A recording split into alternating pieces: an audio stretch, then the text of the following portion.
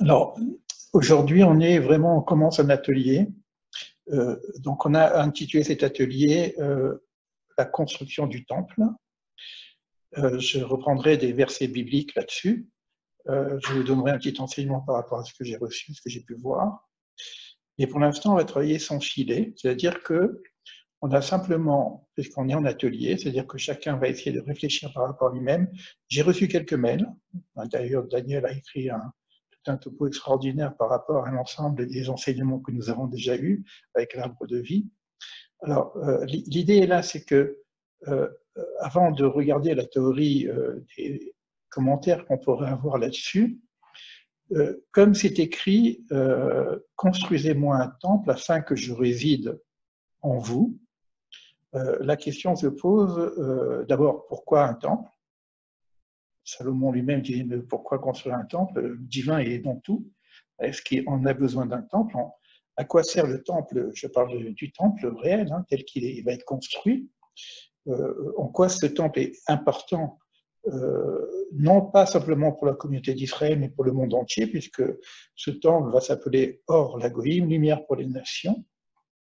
Maintenant, le fait est, c'est que nous allons arriver à la période, nous sommes déjà dans la période de la destruction du temple. Il y en a qui savent aussi que ce temple a été détruit, il était nécessaire qu'il soit détruit pour que le véritable temple soit construit. Donc, on va travailler un petit peu sur cette idée de temple. Qu'est-ce que ça signifie de construire un temple à l'extérieur, dans le monde en tout cas, principalement à Jérusalem, qui a un rapport avec Jérusalem. Mais comme c'est écrit, afin que je réside en vous, du temps où il n'y a pas de temple, il y a tous les êtres humains qui pourraient être un temple. Donc ça veut dire que la construction du temple, elle est double. Elle est d'une part manifestée dans le monde extérieur, dans le visible, et puis d'autre part, il y a une possibilité de construire un temple à l'intérieur de nous-mêmes. Alors, la question, on va rester aujourd'hui dans la théorie principalement, et puis la semaine où on continuera notre partage, j'espère que vous serez tous là, on passera à la pratique. Donc on amènera quelques pratiques, soit de méditation, kabbalistique, soit autre chose, je verrai un petit peu ce qui se fait, en fonction de vos propres participations. Voilà. Alors maintenant, vous avez la parole. J'aimerais savoir, là, restez simplement naturel. Qu'est-ce qui vous vient à l'esprit, ou ce que vous m'avez envoyé, mais à partager entre nous, en ce qui concerne le temple? Pour vous, alors, il y a l'idée de qu'est-ce qu'un temple, pourquoi un temple, et qu'est-ce qu'un temple intérieur? Et puis on terminera, mais comment si vous pouvez aussi participer à ça, comment se manifester en tant que temple intérieur. Parce que si j'arrive à faire le temple intérieur, on va retrouver toutes les mêmes données du sens du temple, c'est-à-dire lumière. Quand je dis lumière pour les nations, c'est lumière pour l'extériorité. Chacun d'entre nous, s'il arrive à se construire en tant que temple, il devient lumière pour l'ensemble. De quelle façon, comment? C'est le travail qu'on va faire pour notre atelier. Donc, voilà le sujet général. C'est un sujet extrêmement important, extrêmement profond. Je pense que là, on commence vraiment à toucher une des parties essentielles de ce qu'on peut appeler des besoins essentiels, les besoins de l'âme. Donc j'espère que, évidemment, on n'aura pas fini en 2 séances, hein, puisqu'on va passer après à d'autres séances, hein, puisqu'on va travailler après sur le bilan de l'âme, puisque ça sera certainement un thème qui va nous accompagner tout au long, d'abord tout au long de notre vie, et puis pour les personnes qui continueront à travailler avec nous, on va continuer après dans notre école, dans notre partage, à se construire en tant que temple. Voilà pour l'introduction. Donc, je vous laisse la parole. Voilà, Louisia qui veut parler. On t'écoute. Donc, Élie, tu nous demandes ce que se représente le temple pour chacun de nous, en tout cas pour moi. Exact. Pour moi, c'est une prise de conscience que notre enveloppe en tant qu'humain est, comment dirais-je, est quelque chose d'animé par à la fois quelque chose de très physique, très terrien, de la terre, et quelque chose d'esprit. Ce qui me semble construire un temple en soi, c'est ça, c'est prendre conscience de cette possibilité de prendre les choses en chemin et de chercher l'amélioration tout en se connectant à cette partie qu'on appelle Dieu pour nous venir en aide en fait. C'est la connaissance de soi que l'on cherche quand on veut construire son propre temple. Se connaître afin de connaître mieux l'autre, le grand principe. Voilà, pour moi c'est ça. Mais si on n'a pas cette prise de conscience, on ne peut pas construire le temple. Enfin, on ne peut pas se construire réellement dans son intégralité, j'entends. On peut se construire professionnellement. Enfin, je veux dire, on peut être un être, je vais dire, lorsqu'on est totalement animé, c'est par une foi, c'est par quelque chose qui est vivant et vivant. On suit en fait, on suit le cosmos, on est dans cette vibration ou respiration en fait. Donc cette lumière qui nous habite, qui est si petite, à un moment donné, on la reconnaît comme une vraie flamme à faire grandir. Moi, c'est tout. Alors, je note un petit peu en même temps pour essayer de participer à chaque fois au fur et à mesure. Alors, je suis tout à fait d'accord. Bon, on est tous d'accord avec tout ce que vous allez dire. Hein. Il n'y a rien de faux, il n'y a rien de vrai, il n'y a rien de mieux, etc. Donc, je retiens quelques éléments qui vont nous aider à construire quelque chose entre nous. Évidemment, si tu as parlé de conscience, je pense que c'est le mot-clé aussi de l'évolution de notre conscience. Parce que sans cette évolution de la conscience, comme tu viens de dire, on peut rien faire, on peut rien construire. Alors, cette notion, tu l'as associée à la connaissance de soi. C'est un grand classique, se connaître soi-même et tu connaîtras l'autre et tu connaîtras Dieu. Donc, on peut parler de connaissance de soi et savoir qu'est-ce que vraiment le soi, qu'est-ce que je suis vraiment. Parce que tant que je ne sais pas qui je suis, tant que je me compare en identification à mes extériorités, bon, la construction du temple, ça ne va pas être évident. Faire grandir la lumière qui est en nous, c'est vrai également, il y a en nous une étincelle divine et c'est à nous de l'allumer. Un des processus du sens de la création, c'est nous améliorer et nous avancer vers la lumière. Je suis tout à fait OK avec toi, Lousia. Donc, bon, je fais de la reformulation. Oui, parce que je ne fais pas d'interprétation, je fais que de la reformulation pour qu'on puisse ensemble faire un bouquet. On va faire un bouquet. On va construire un temple. On va construire un temple entre nous. C'est ça qui est génial. Oui. OK.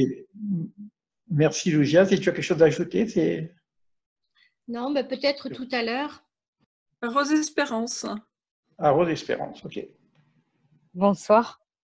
Oui, alors forcément, on me dit temple intérieur, ça me parle beaucoup parce que nous, quand on s'est connus la première fois, on avait parlé de la lettre bête, de la maison intérieure. Mais personnellement, après c'est un ressenti bien entendu, moi le temple, je le vois comme un niveau un petit peu plus fort, comme un endroit où justement, effectivement, il y a un petit peu cette connexion au soi, à l'âme spirituelle, et un endroit où il y a une certaine sérénité, une certaine paix, une certaine harmonie aussi avec soi-même, puisqu'il y a un détachement quand même de l'ego, je pense. Enfin, en tout cas, comme je dis, comme je le ressens. Parce que bon, j'ai eu des expériences, surtout une il y a quelques mois de ça, donc c'est pour ça que ça a fait écho. Mais c'est vrai que aussi bien le temple intérieur que finalement matériel, parce que je pense qu'une fois qu'on l'a trouvé intérieurement, on peut t'en veut. C'est un petit peu le but aussi, une fois qu'on a atteint un certain niveau, je pense, de spiritualité aussi ou développement de soi, c'est de pouvoir aller retrouver ce petit jardin entre guillemets intérieur où on peut obtenir certaines connaissances, autant sur soi-même, peut-être plus poussées, métaphysiques, mais avoir la réponse aux questions que l'on se pose, peut-être de manière complètement inspirée, spontanée, sans forcément avoir à beaucoup réfléchir comme on le fait des fois pendant de nombreuses années. C'est super, donc tu reprends un petit peu ce qui a été un peu dit par Louisia pour la connaissance de soi. avoir aussi des réponses. Évidemment, à partir du moment où on est connecté, comme tu viens de le dire, c'est beaucoup plus facile d'avoir de la connaissance, mais tu as ajouté quelque chose d'assez important, c'est la notion de l'ego, évidemment. S'il y a bien de moi, ben, il n'y a pas de place pour autre chose que moi-même. Donc, cette connaissance de soi, c'est vraiment le passage du moi au soi, c'est vraiment faire un travail intérieur pour vider une partie, en tout cas, de son identité au moi, à l'ego, pour laisser une place à autre que soi-même. Donc ça fait partie du Chimsum.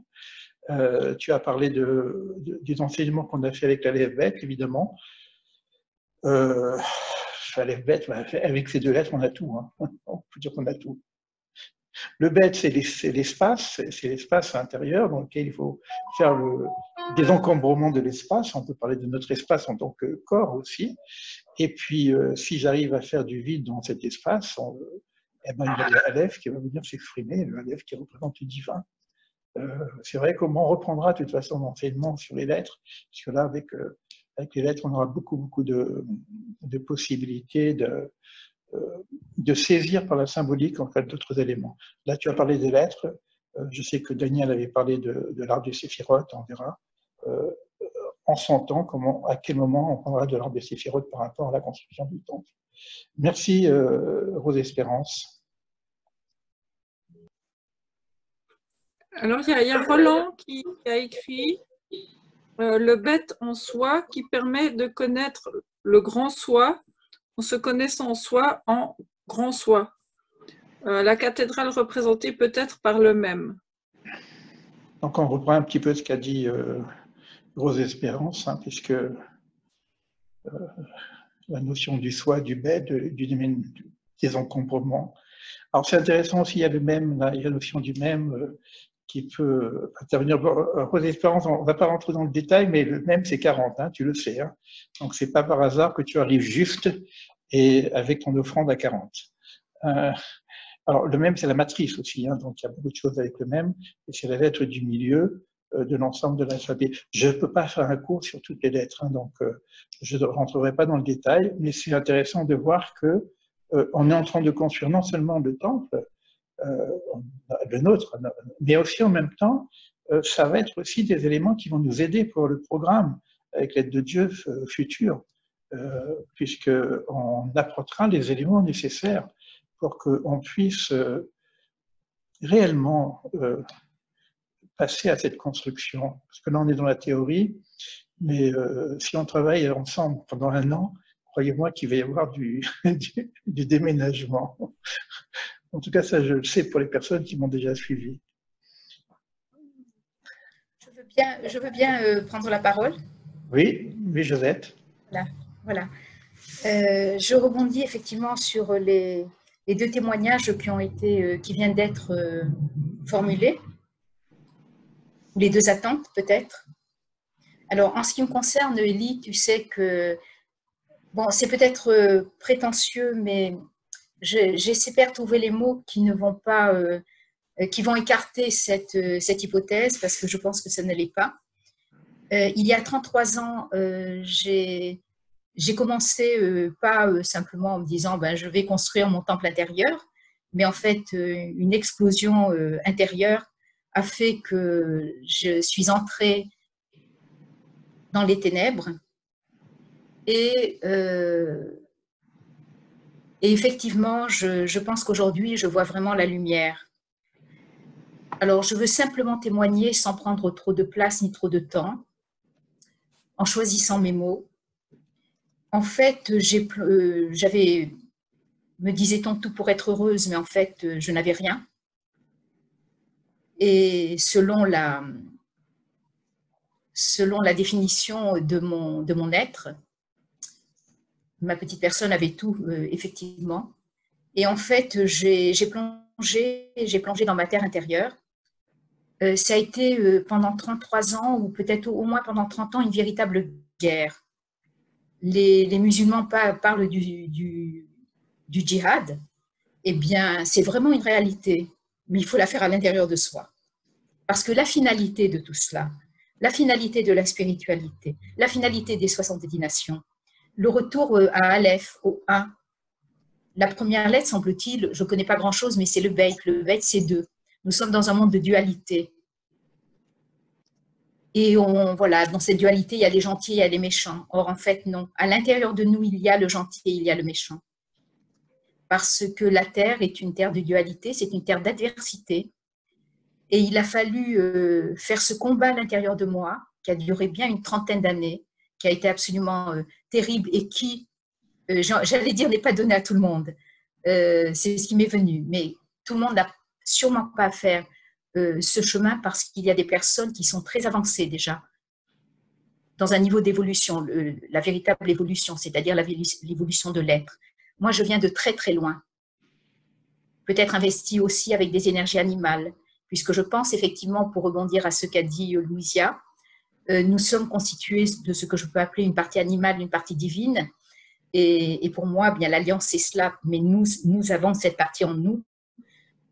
On ne veut pas voir. Mais moi, je me suis vue transformée en véritable fauve quand il s'est agi de parler à mon père. Et ça n'a vraiment été une réalité. Ça s'est fait dans un stage de développement personnel, bien évidemment. Je n'avais pas mon père face à moi. Donc, en fait, nous sommes dans un monde de dualité. Nous sommes dans un monde d'adversité. Ça se passe à l'intérieur de nous. C'est plus ou moins fort selon les individus. Et en fait, c'est tout ce travail de réconciliation pour aller de la dualité selon moi, selon mon entendement, du Beit vers l'unité du Aleph. Et là, ce que nous avons à construire, c'est effectivement d'autres moyens. On ne peut pas trouver la paix si on ne cherche pas, si on ne la construit pas à l'intérieur de nous. Et c'est la raison pour laquelle tout ceci n'aura de sens pour moi, maintenant que j'ai construit, et je vais de dire que j'ai construit mon temple intérieur, parce que je sais ce que je vis. Eh bien, pour moi, il est essentiel d'avoir le reflet à l'extérieur. Et Élie le sait, j'ai beaucoup de mal à entendre parler de paix, de shalom, de tout ceci de ta façon tellement merveilleuse, mais que ça ne soit pas incarné. Parce que justement, Malkout nous invite à cette incarnation. Ça n'a pas été possible jusqu'à présent. Nous sommes appelés aujourd'hui, le monde entier est appelé. Et ce qui est extraordinaire, c'est que nous sommes appelés à faire ce travail intérieur, à suivre notre chemin intérieur pour rencontrer à l'intérieur de nous l'autre. Et dans mon expérience qui a été extraordinaire, c'est que j'ai rencontré l'autre ennemi à l'intérieur de moi. Et j'ai appris à l'aimer parce que j'ai compris combien toutes ces énergies animales, j'emploie le mot, qui m'habitaient, cette partie de moi, elle n'était pas responsable, quoi. Il y avait une énorme souffrance derrière cela. Donc, on peut appeler ça la jalousie, l'envie, l'avidité, tout ce qu'on veut. Il a fallu que je visite toutes ces énergies à la lumière de ma conscience et surtout avec un puissant désir. On dit que Dieu est né du désir, d'un désir. Eh bien, moi, ce qui m'a motivée, c'est ce puissant désir, quoi qu'il m'en coûte, d'aller faire cette partie divine qui était là, que j'ai compris qu'elle était présente, parce que justement, il y a eu tellement de souffrance que j'ai compris que je n'étais pas que cette partie qui réussissait dans la vie, voilà, et qui avait bien autre chose. Voilà, donc ce que je veux dire, c'est comment essentiel de construire ce temple intérieur. Nous n'avons plus de choix aujourd'hui. Hein, on ne peut plus d'un côté la spiritualité, de l'autre côté, on ne se connaît pas. Ce n'est plus possible. C'est aller en nous, aller à l'intérieur de nous, et c'est véritablement un chemin merveilleux et qui me permet de dire combien, oui, il y a de la souffrance, ça c'est évident, parce qu'on ne change pas comme ça du jour au lendemain. Un être une personne qui s'est construite pendant en ce qui me concerne, c'était 37 ans quand j'ai craqué. J'en ai 70 aujourd'hui. Eh bien, donc c'est vrai que ça fait mal. Hein. L'ego, alors là, il lâche pas. Hein. L'ego, il lâche pas. Mais il arrive un moment où il devient complice, parce qu'il comprend qu'il a besoin de s'écarter.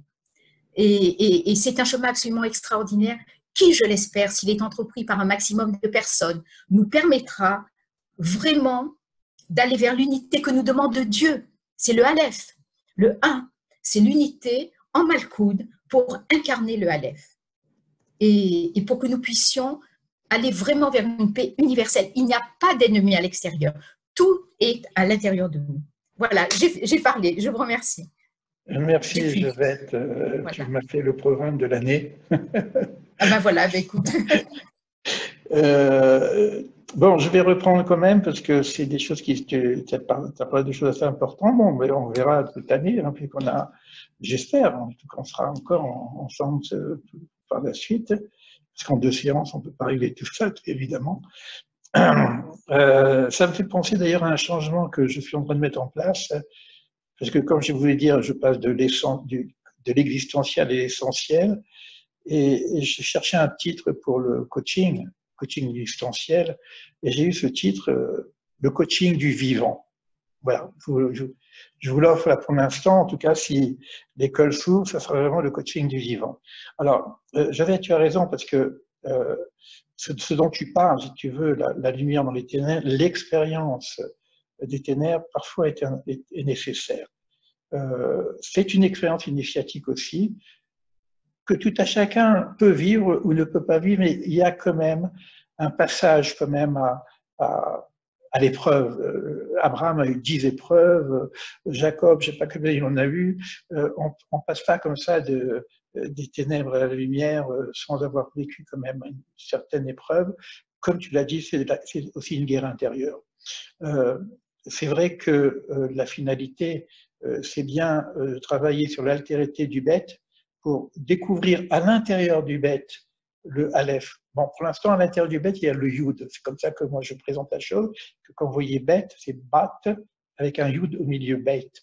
Et le Yud représente la particule divine qu'on peut accéder. Donc, tu parles de ces 2 tendances, ça fait partie de la Torah. La Torah parle que l'homme a été créé avec ces 2 tendances, on appelle Yetzer Tov, Yetzer Ra. Et lorsqu'on doit servir le divin, c'est marrant que le divin vient nous demander de le servir de tout notre cœur en faisant une faute d'orthographe avec 2 bêtes. On parle du bête, et les sages disent, mais bon, la Torah ne fait pas de faute d'orthographe, mais donc s'il y a 2 bêtes, comme il y a 2 alvéoles dans le cœur, hein, pourquoi 2 bêtes? Parce qu'il faut servir Dieu de ces 2 tendances. De cette tendance, comme tu viens de l'exprimer, de cette tendance animale, oui, elle s'appelle aussi tendance animale, et de cette tendance spirituelle. C'est-à-dire que c'est concilié, il n'y a plus d'ennemis dans cette idée-là, ce que tu as appelé de la réconciliation, tu as appelé ça de la paix, une paix incarnée, et non pas une paix simplement, c'est pour ça qu'on va travailler pour incarner cette chose-là, et non pas simplement avoir que des théories. Cette paix incarnée, c'est le mot paix, il faut le transmettre en hébreu, qui s'appelle plénitude. La plénitude, ça veut dire, c'est comme tu viens de dire, la conciliation entre les 2 tendances. Et je suis tout à fait d'accord avec toi, on n'a plus le choix aujourd'hui. Ce qu'on vit aujourd'hui, c'est énorme, et c'est vraiment le temps de se prendre en main. Ça passera par des difficultés, ça passera par des souffrances. Et tu as dit une phrase que je souligne parce que elle me plaît beaucoup, parce que j'en parle souvent, parce que souvent dans des présentations extrême-orientales de l'éveil, on essaye d'annuler l'ego. Or, ce n'est pas une question d'annuler l'ego, c'est une question d'en faire un partenaire. Et tu as dit la phrase « l'ego comprend ». C'est-à-dire que l'ego, c'est souvent, par exemple, on dit qu'on parle du diable, etc.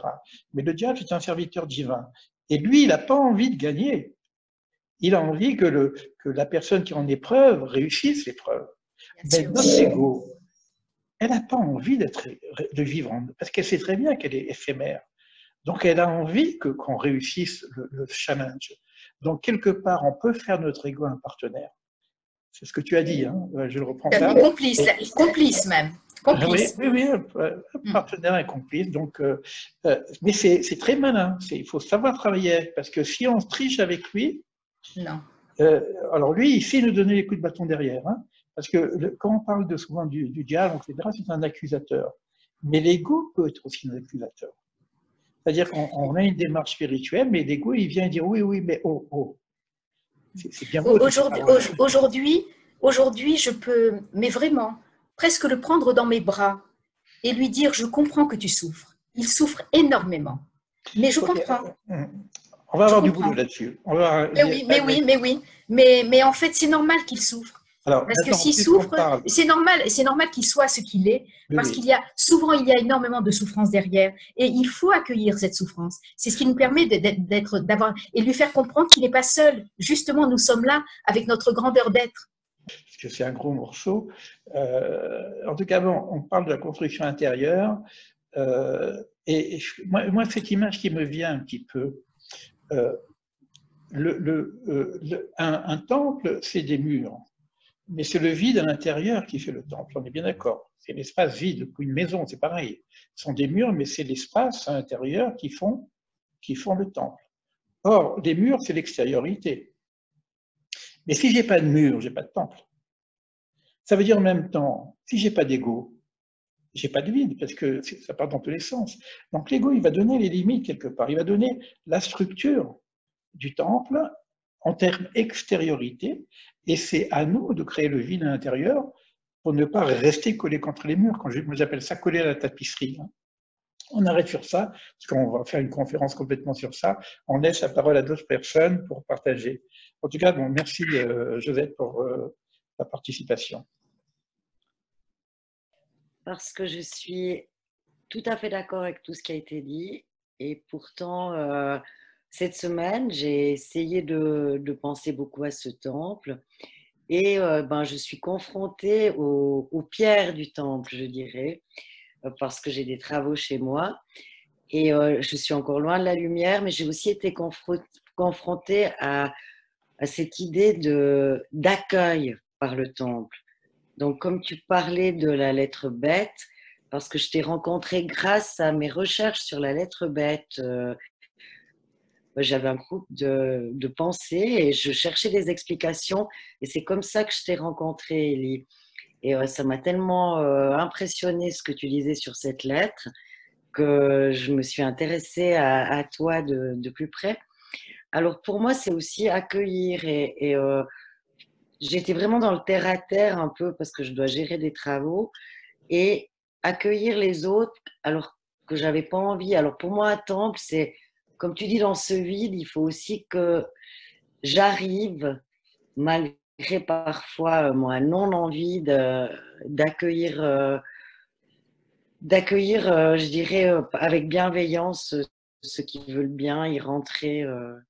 Et là, j'ai encore du travail à faire pour que la lumière soit. Oui, bah, écoute, Béatrice, c'est une belle rencontre de toute façon. Se rencontrer, pour moi, c'est un cadeau parce que la lettre, c'est ce qui m'a fait revenir au judaïsme. Et se rencontrer grâce à une vidéo ou une conférence sur les lettres, pour moi, c'est un vrai cadeau. En tout cas, merci. On aura à travailler sur ça. Sachez qu'on va rester un mois entier, une fois qu'on démarre, sur la notion du deux. Hein, on va rester un mois sur chaque lettre, en tout cas sur la notion 2, 4, 2, 3, 4, etc., avec 30 et le dessus. Je rajoute quand même quelque chose qui est extrêmement important, c'est l'accueil et la bienveillance. Parce qu'on parle du temple, hein, on parle de philosophie générale. Et c'est le thème de base pour le temple. Parce que le temple, c'est une lumière vers l'extérieur. C'est un accueil des gens de l'extérieur. C'est pas quelque chose que je construis que pour moi-même. Si j'arrive à vraiment l'intégrer, à ce moment-là, il y a un rayonnement qui fait. Le temple a été détruit. Je vous apporterai des textes après. Le sens du temple, qui est le sens de l'amour du prochain, et le temple a été détruit à cause de la haine, parce que les gens ne s'entendaient plus. Même la spiritualité peut nous diviser. D'accord? Donc, il y a une notion dans la construction du temple de dire que ça a été dit un peu tout à l'heure. Donc, on a parlé d'altérité. L'altérité, c'est moi avec moi-même, mais c'est aussi moi avec l'autre. Alors, il y a les deux autres. Il y a le autre avec un grand A, le divin. On pense que le temple, c'est simplement se remplir du divin. Pas que ça. Pas que ça. Il y a aussi l'altérité avec son prochain, qui est notre propre visage, hein, le reflet du. Bon, il y a beaucoup d'écrits qui ont été écrits par Lévinas, etc. là-dessus, mais et c'est dans le bête en tout cas, parce que le bête c'est deux. Donc, merci Béatrice. Merci à toi, Elie. Merci à vous tous. Restez jusqu'à la fin parce que moi, je vais vous apporter des éléments quand même assez importants sur le temple. Hein. Alors, qui prend la parole maintenant? Voilà, il y a Patricia qui veut parler. Je suis dans l'intuition. J'imagine mon temple personnel. C'est la rencontre entre soi-même et son être supérieur. C'est l'endroit où on peut arriver à communiquer avec le grand cosmos et recevoir la sagesse de l'univers, où on peut partager la partie sombre ou la partie claire de chacun de nous. C'est trouver des réponses dans ce temple à travers de la connexion entre soi-même, son être supérieur et la partie universelle. Voilà, ça c'est pour moi l'idée. C'est très simple, mais tu dis tout en même temps. C'est bon, c'est la rencontre avec le divin, c'est la rencontre avec soi-même, comme tu le dis, avec cette partie supérieure, cette partie cosmique. Ça a été déjà dit, mais bon, il y a le mot sagesse que tu as ajouté quand même. Tu vois comment je prends des petites perles, etc. Le mot sagesse, la chorma, hein, dans l'arbre de vie. Et on peut dire quand même que c'est une quête de sagesse quelque part. D'accord ? Et dans cette quête de sagesse, comme tu l'as dit, si je construis le temple à l'intérieur de moi-même, à ce moment-là, j'ai les réponses. Oui. Parce qu'il y a une question de responsabilité, c'est-à-dire donner les réponses à la situation, c'est ça la responsabilité que j'ai par rapport à chaque situation. J'ai une responsabilité de construire, de participer, d'être un acteur du changement, donc de construire quelque part, de participer à la construction du temple universel. Et quand je construis le temple à l'intérieur de moi-même, on a tous des difficultés, on a tous des questions, etc. Et là, moi, ce que j'accompagne, quand j'accompagne les gens au niveau de l'écriture, j'appelle ça la voix qui indique la voie. Donc, c'est les réponses. Et on travaille, on peut commencer, d'ailleurs, c'est un travail que je fais en rêve éveillé dirigé, c'est qu'on pose une question, je ne donne pas la réponse. Et on cherche la réponse à l'intérieur du temple de la personne. Oui, tout à fait OK, Patricia, c'est encore la connaissance, hein, etc. Mais c'est l'idée de donner des réponses. Alors, je ressouligne encore, donner des réponses, c'est pas simplement donner des réponses à des questions, c'est aussi donner la réponse à notre responsabilité. Entendez bien ça, parce que c'est un travail énorme, parce que ça commence comme ça de toute façon, c'est prendre conscience que nous sommes un être de responsabilité. Oui. Merci Patricia. Merci. Mais c'est vrai que moi, en plus, c'est ça qui m'a toujours fasciné, cette idée d'un temple qui pourrait accueillir toutes les nations. Et en même temps, bon, déjà, il faut trouver ce tikkun intérieur avant de pouvoir faire un tikkun olam qui serait universel, où tout le monde pourrait arriver à ressentir la même chose, j'ai envie de dire, parce que je pense que même si on fait un temple extérieur, je pense que ça sera que des personnes qui pourraient ressentir cette lumière divine et quelque part un petit peu cette puissance, cette spiritualité. Et ça serait comme au temple, quelque part, avant qu'il y ait la tour de Babel qui s'effondre, quoi, retrouver cette harmonie qui s'est hélas pas et qu'on espère tous retrouver, je pense. En effet, vos espérances, d'abord, la lettre même, c'est aussi une matrice, hein, donc ça peut être aussi une renaissance pour nous-mêmes. Et ce que tu viens de rajouter, que le temple, c'est pour accueillir toutes les nations, c'est une réalité, hein, de la construction du temple, hein, c'est pas une synagogue, hein, pour les juifs qui vont prier, c'est un temple qui est il y a des textes qui parlent de ça, d'accueillir toutes les nations. Abraham lui-même, qui est le premier temple, on peut dire, par toi seront bénies toutes les familles du monde. C'est ça, Abraham, c'est ça le temple, Abraham. Hein. C'est toutes les familles du monde, c'est pas simplement sa petite famille. Ça veut dire donc, et ça c'est important, et on va le retrouver dans les textes, hein, tout à l'heure, si j'ai un peu de temps, je vous parlerai des textes. Ça veut dire donc que quand je me construis pour moi-même, je ne me construis pas pour moi-même. C'est-à-dire que quand je me construis aussi par rapport a cette dimension collective et pourquoi pas cette dimension Klalil Olam, universelle. Donc, se construire un temple pour soi-même, c'est pas pour soi-même évidemment, c'est aussi pour pouvoir accueillir d'autres personnes. Ok pour cette rajout, d'espérance. Oui. Oui, j'aimerais dire quelque chose, Elie, si c'est possible, oui. Hein, puisque je vois que les personnes. Oui, on parle de la tour de Babel, et en fait, eh bien moi, en fait, j'ai compris ma tour de Babel intérieure, en fait, parce que avec toutes ces voix que j'avais à l'intérieur de moi, toutes ces langues que j'avais à l'intérieur de moi, et pouvaient être effectivement 70, et je voulais absolument atteindre le divin.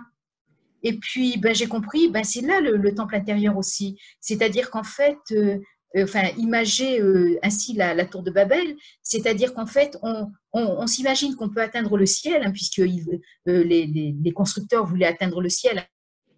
Si j'ai bien compris l'histoire biblique, voilà, cette tour, et ils parlaient tous la même langue. Et en fait, Dieu est venu leur brouiller les langues pour que justement ils arrivent à s'entendre entre eux grâce à un travail intérieur qui va permettre d'atteindre la langue une. Et aujourd'hui, alors je ne suis pas en train de dire que j'atteins le divin, hein, mais aujourd'hui, avant j'avais, ben voilà, quand j'ai explosé en vol, alors que j'essayais de fuir dans le ciel, mais en fait, je parlais plein de langues. C'était la bagarre à l'intérieur de moi avec toutes ces nations qui se disputaient, avec toutes ces langues qui étaient parlées, et puis il a fallu pour moi arriver à réconcilier toutes ces langues pour parvenir à une langue une. Et à ce moment-là, je peux regarder le ciel, quoi. Puisque voilà, quand j'entends parler de la tour de Babel, ça résonne beaucoup en moi dans l'intériorité, en fait.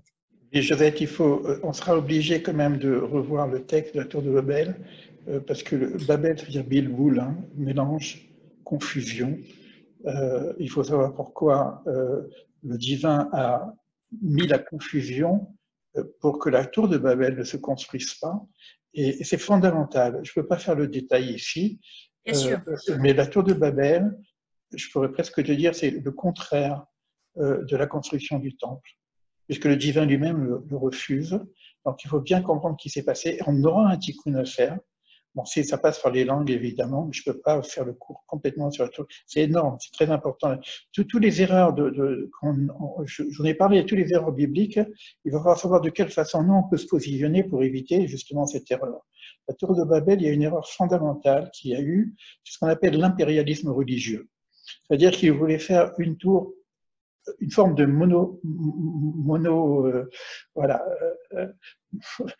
tous pareils, quoi. Alors, c'est pas ça le projet divin. Tu vois, l'unité, c'est pas l'uniformité. Donc ça, on en reprendra. Il y a eu plusieurs tentatives d'impérialisme religieux, et la tour de Babel et cette tentative. Ils avaient une langue commune, et cette langue commune a été enlevée. Donc ils sont restés avec leur dialecte, et à ce moment-là, il y a eu la confusion des langues. Et c'est cette langue commune qu'il faut retrouver pour ramener justement l'unicité entre tous les peuples. Il y a un travail énorme à faire sur la tour de Babel, mais ça fait partie vraiment du tikkun olam, de réparation universelle, et j'espère qu'on aura suffisamment de temps pour parler de cette chose-là. Mais si on prend au fur et à mesure la dégradation, on a la chute d'Adam, on a le déluge, et puis on a excusez-moi, on a le crime de fraternité. Je crois que c'est la première chose qu'il faut maintenant réparer, hein, c'est le crime d'Adam, Caïn et Abel. Et puis on descend quand il y a des chutes de chute, et une de ces chutes qui était déjà prévue dans le temps pré-déluvien, avant le déluge, il y avait déjà une tentative comme ça. Je vous montrerai ça dans les textes, c'est vraiment magnifique en même temps quand on le comprend. Il y a un vrai tikkun à faire, et le temple lui-même, comme il était un rassemblement justement des peuples, le temple est la réparation de la tour de Babel. Vraiment, c'est ça au niveau, on va dire au niveau universel, le temple va travailler sur la réparation de la tour de Babel de façon que les nations reviennent, puissent retrouver un langage commun, tout en restant avec leur identité, leur singularité. Donc on en reparlera de ne pas confondre l'universel et l'universalité, c'est-à-dire que l'universel n'est pas l'uniformité. C'est un peu ça la question le problème de la tour de Babel. Il y a d'autres choses dans Babel, hein, qui sont beaucoup plus importants. On en reparlera une autre fois, si avec l'aide de Dieu, mais on pourra faire un atelier spécifique sur la tour de Babel. Je voulais un petit peu rebondir sur ce que Josette a dit. Et je crois que Josette, elle a décrit comment dire, la façade du temple. Sur l'Ancien Testament, il y a toute la description, évidemment. Et moi, ce qui me fait penser, Josette m'a fait penser aux 2 colonnes du temple. Nous sommes tous à l'entrée du temple, entre ces 2 colonnes, entre le positif et le négatif. Et nous sommes là en attente de rentrer dans le sanctuaire. Et ça me semble être... c'est ça, ce chemin initiatique que nous cherchons. Mais on passe tous par ce stade, cette dualité qui est très, très difficile, que l'on est obligé de combattre. J'allais dire, c'est un combat de tous les instants, selon ce qu'on vit. Pour certains, c'est très, très difficile. Mais en même temps, on est tous là en position d'attente devant la porte du temple. Et la porte du temple, c'est nous en fait. On est devant cette porte. Vous voyez, l'arbre de vie m'y fait penser. La gauche, la droite. Et on est un peu, si quelque part on est là, Élie, c'est parce qu'on ressent ce besoin de pousser cette porte et d'entrer. Et comment faire pour pousser la porte? Ça va être la partie peut-être qu'on traitera la prochaine séance, pas la semaine prochaine, parce que la semaine prochaine, c'est la destruction du temple. Donc on est en jeûne, on n'a pas de séance.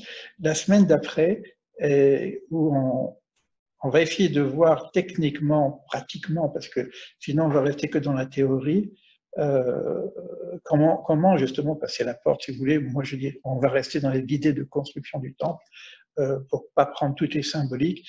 On a du boulot, hein. On est en train de construire un petit bouquet entre nous. Je voudrais savoir si tout le monde a s'est exprimé, si quelqu'un d'autre veut s'exprimer, comme ça moi je vais vous apporter ce que j'ai pu, disons, cueillir un petit peu. Ah, il y a Marie-Pascale, oui. Voilà. Mais je savais qu'on allait parler de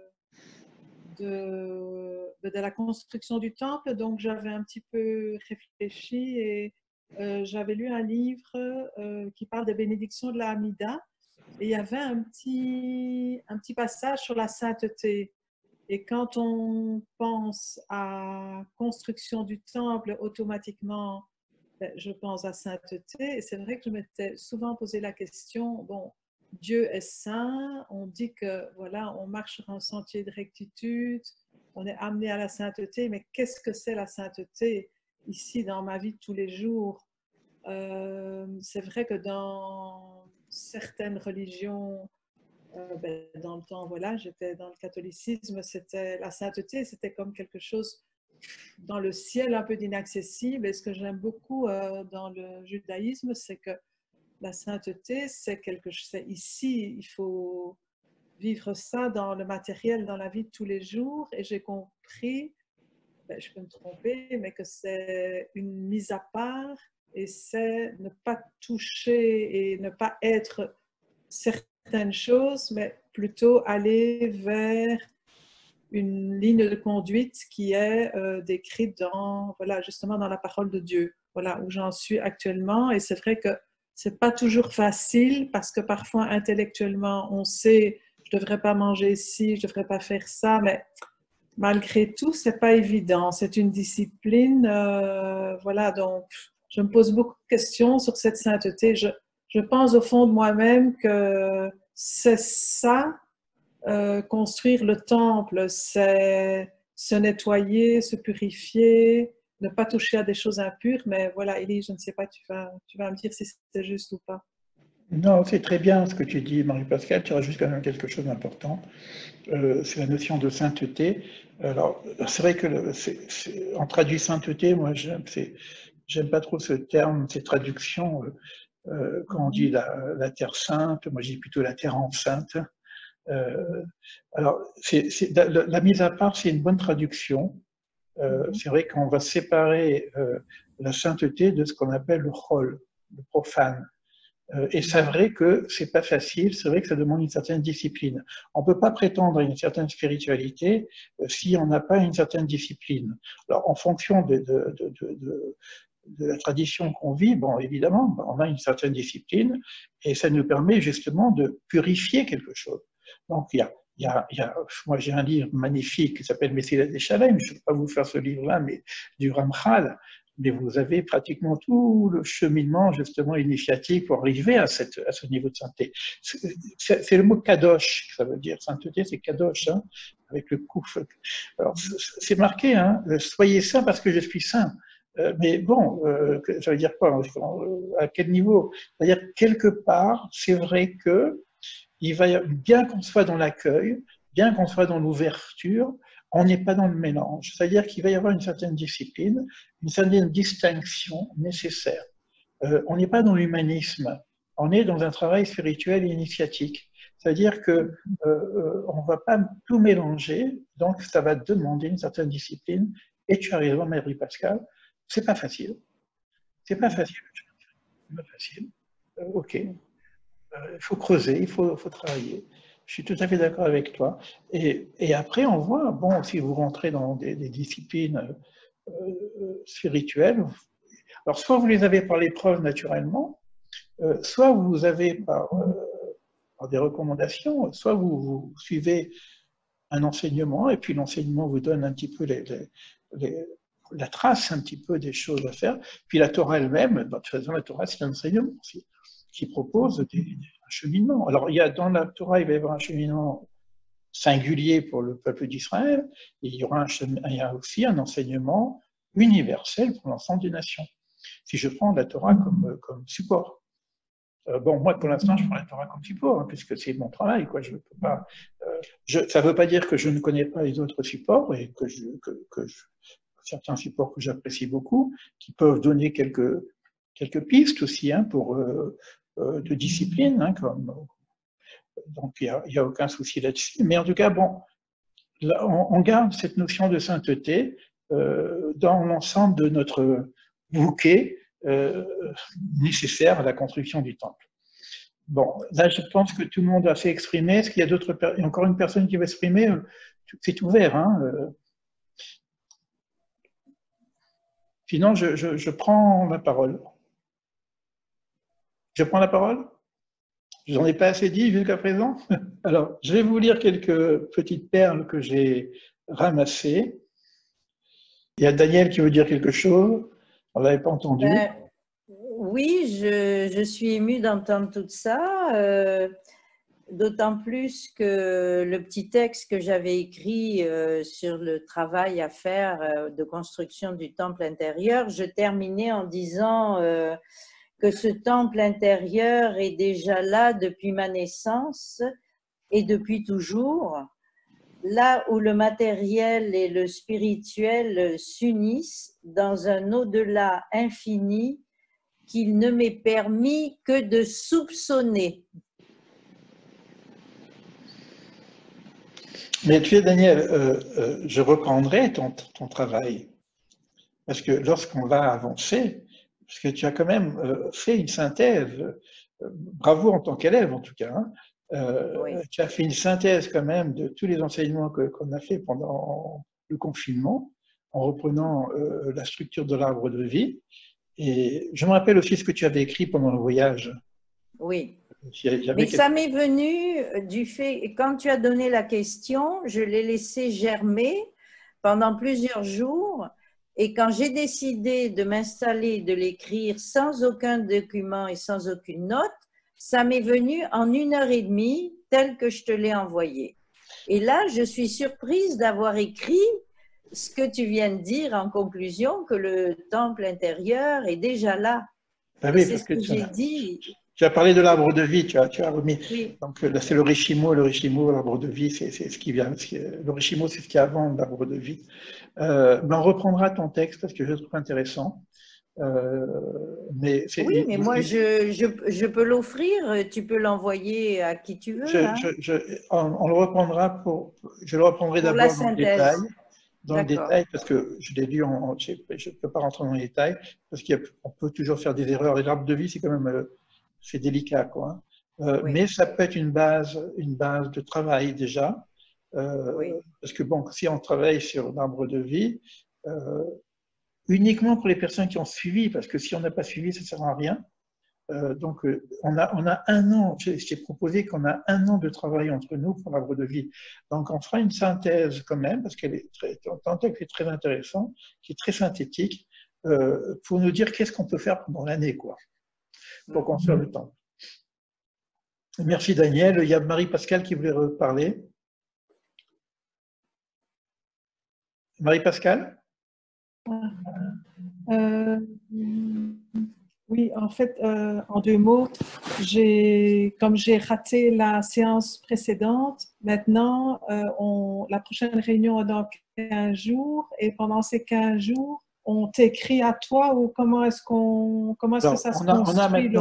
On a le groupe WhatsApp, hein, pour partager, hein, donc vous pouvez continuer à échanger entre vous dans le groupe spécial, hein, on a fait un petit groupe spécial WhatsApp, hein, qui est différent du groupe ouvert à tous.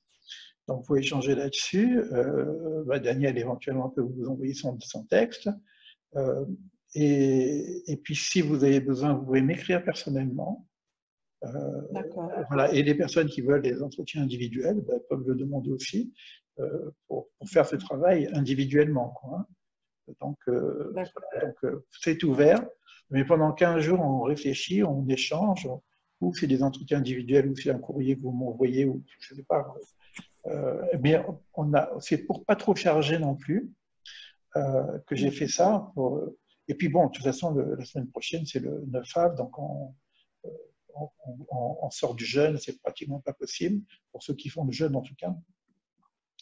J'ai donné le programme complet, hein, jusqu'à la rentrée. J'ai des compliments de Daniel, c'est super. C'est la première fois que je fais un programme. Oui. Eh bien, c'est bienvenu ton programme. Voilà, vous avez un petit programme. Il y a de l'espoir, Élie. Je vois Hana Mira, par exemple. Je ne sais pas qui c'est, désolé. Hana, tu peux dire quelque chose? Moi, Géoula. C'est bien parler du temps. Ouais. Bon, on a parlé de la Géoula quand même, hein. C'est un peu ça. Hein. Ouais. Le but, c'est surtout de révéler la présence de Dieu sur terre. Oui. Notre pas, c'est ça. Bon, c'est ça qui est vraiment la recherche, quoi. Donc, il faut s'y préparer, évidemment. Il faut s'y préparer. Voilà. Le monde est un monde de préparation. C'est un corps d'or. Prof d'or pour le monde en devenir. Et tu as dit le mot, peut-être qu'il fallait la rajouter, tu vois, qui n'est pas venu pour rien, la notion de Géoula. Hein. C'est quand on parle de ce grand changement, de cette grande mutation, les gens voient la catastrophe. C'est vrai, parfois ça passe par des choses dures. Là, on passe par quelque chose de difficile. Hein. Le corona, c'est pas facile. Les guerres, c'est pas facile. Mais la finalité, c'est la Géoula. C'est-à-dire que la Géoula, c'est la délivrance. Hein. Donc, on est en train de renaître nous-mêmes. Hein. La notion de Géoula, c'est la délivrance. Donc, et là, on est dans une attente, quelque part, et l'attente s'appelle l'exil. Voilà, en gros, hein. L'Égypte, l'exil, sortie d'Égypte, délivrance. Mais c'est la même chose.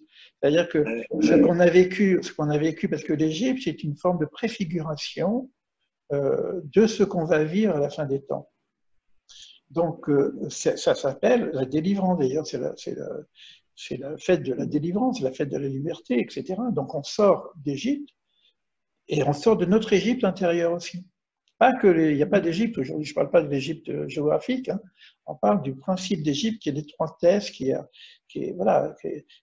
aussi là. Dans l'Égypte, il faut penser aussi au temps.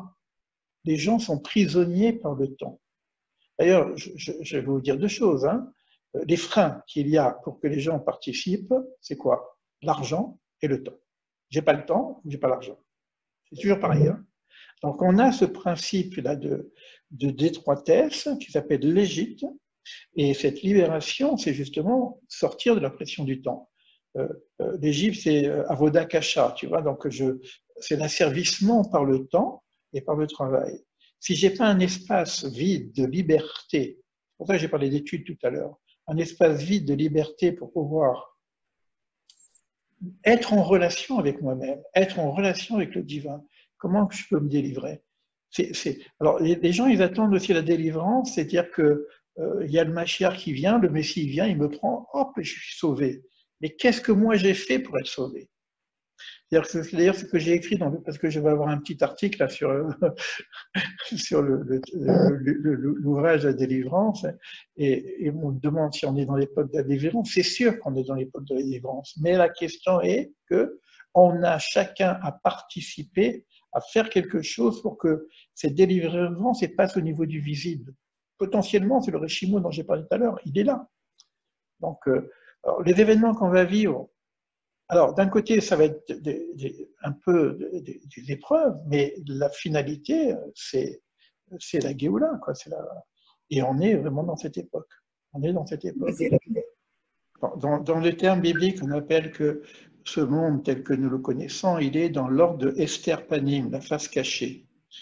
Et plus encore, il y a des moments où c'est extrêmement difficile, comme la Shoah par exemple, on voit ça pendant Purim aussi, Astir Esther Panim, caché, je cacherai ma face. C'est que face cachée, ça va, on sait qu'il est là, mais il est caché. Mais caché, je cacherai ma face, c'est qu'on ne sait même plus qu'il est caché. D'accord? Et la délivrance, c'est le dévoilement. C'est que voilà, des gens disent, bon, ça y est, il y a une réalité du divin dans ce monde. Ça fait partie de la délivrance.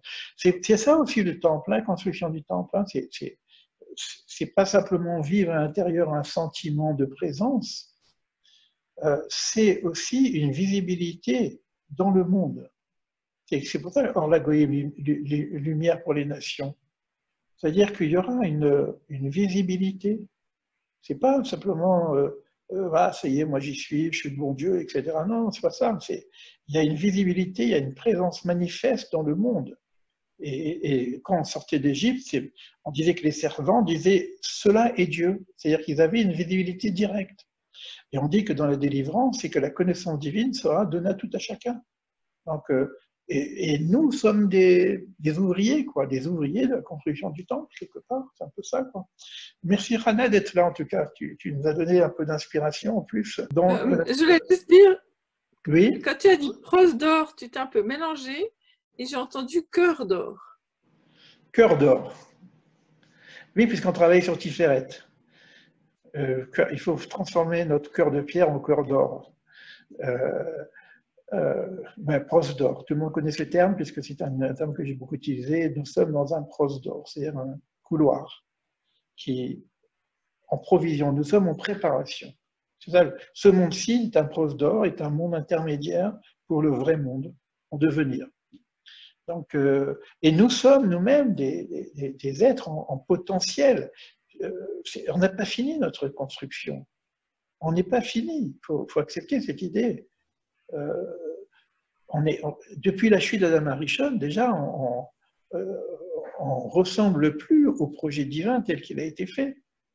La preuve, c'est qu'on est mortel, puisqu'on dit qu'après la faute, on devient mortel. Donc, il faut retrouver un petit peu cette lumière éternelle qui avait du temps du Gan Eden, mais qui est encore en trace à l'intérieur de nous-mêmes. Voilà, ça c'est le Réchimon.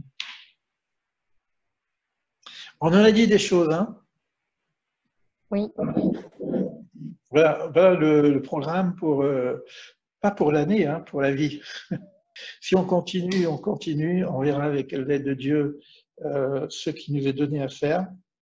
Et je vous dis donc dans 15 jours.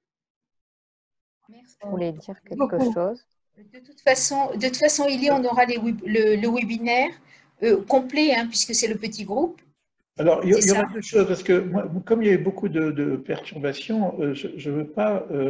il y a des parties qui sont quand même importantes à partager. On n'est pas simplement confinés entre nous. Il y a des parties qui sont assez importantes quand même à partager avec l'extérieur. Donc moi, ce que je fais, c'est que... Parce qu'il est temps... Allez, bonsoir, à bientôt. Au revoir. Vous pouvez m'écrire pour vos impressions personnelles, hein, que je puisse avoir quelques idées quand même. Hein. Et puis, si vous avez des besoins personnels, toujours pareil, vous m'envoyez un petit mot.